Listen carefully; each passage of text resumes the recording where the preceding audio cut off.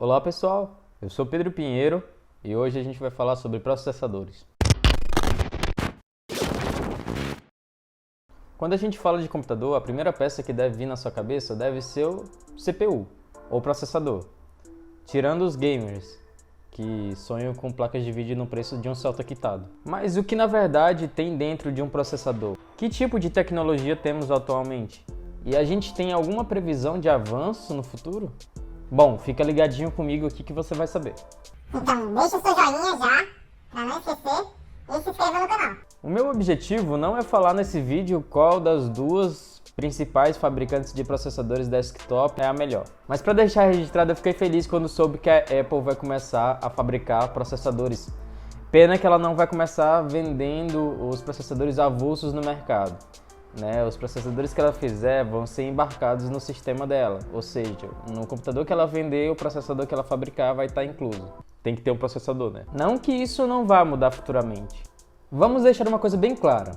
Quando a gente fala de CPU, ela é praticamente o cérebro do computador.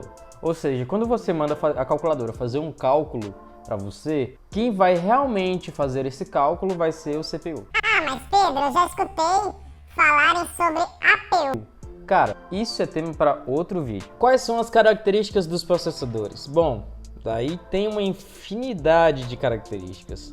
E eu vou dizer para você, tudo depende. Um processador ele é melhor se ele tem mais núcleos, mais threads, mais clock, se ele tem uma boa litografia, o que resulta em mais núcleos, mais threads. O processador também pode consumir mais potência, menos potência, o que pode ser mais interessante para você ou não. Além disso, dependendo do processador que você tem, ele vai ter um socket, que é o molde em que esse processador engata numa placa-mãe.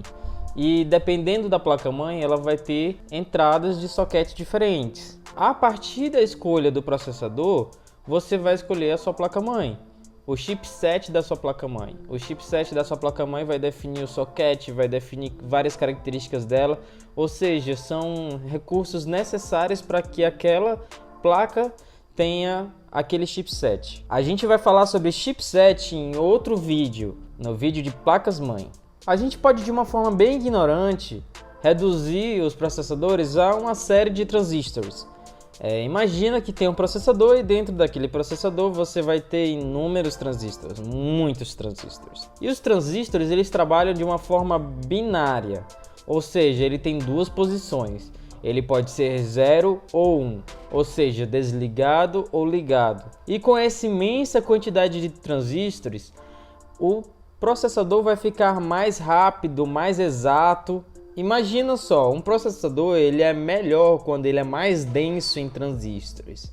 Ou seja, imagina uma caixa.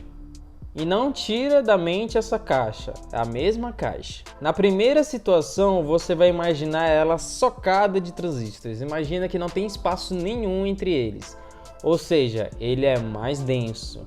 Agora imagina a mesma caixa com uma quantidade de transistores bem menor, só que eles estão tão espalhados que eles ocupam da mesma forma o espaço da caixa. Ou seja, ele é menos denso. Então, leva para essa sua imaginação que essa caixa seria o processador. Ou seja, a caixa mais densa seria idealmente o melhor processador. Na evolução dos processadores, a gente vê cada vez menos espaço dentro da caixa. Ou seja, na litografia do processador.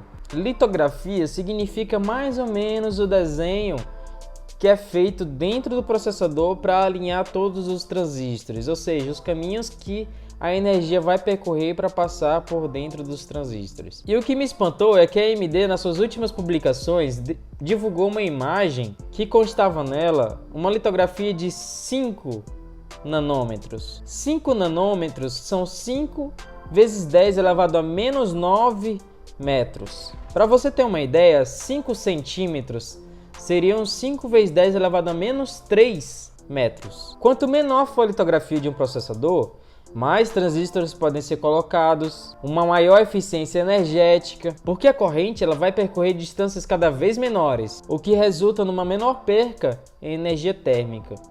Porque imagine o seguinte, quanto maior o fio, mais energia vamos perder nele, já que o comprimento é um fator importante no cálculo da resistência. Entretanto, mesmo que a litografia seja um ponto positivo, outros pontos positivos também influenciam na eficiência de um processador.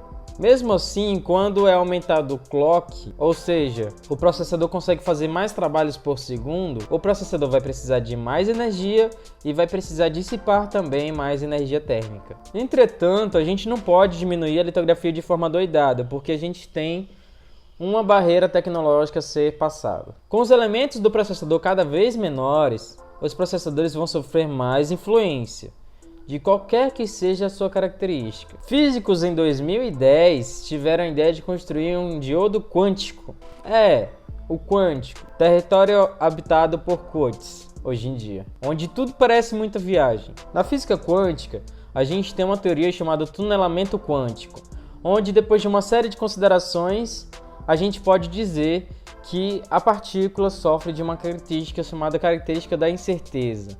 O princípio da incerteza. Bom, a física quântica é praticamente incerteza. A ideia desses físicos em 2010 era construir um diodo que, burlasse as leis da física seguindo esse princípio da incerteza. Com esse princípio da incerteza, o processador gastaria menos energia porque a partícula ela poderia simplesmente atravessar o elemento sem perder energia. Só que com outra teoria chamada tunelamento de passo, poderia ser controlado esse salto que a partícula daria. Ou seja, poderia fazer a partícula saltar sem perder energia e poderia barrar essa partícula, fazendo aquele velho sistema do 0 ou 1.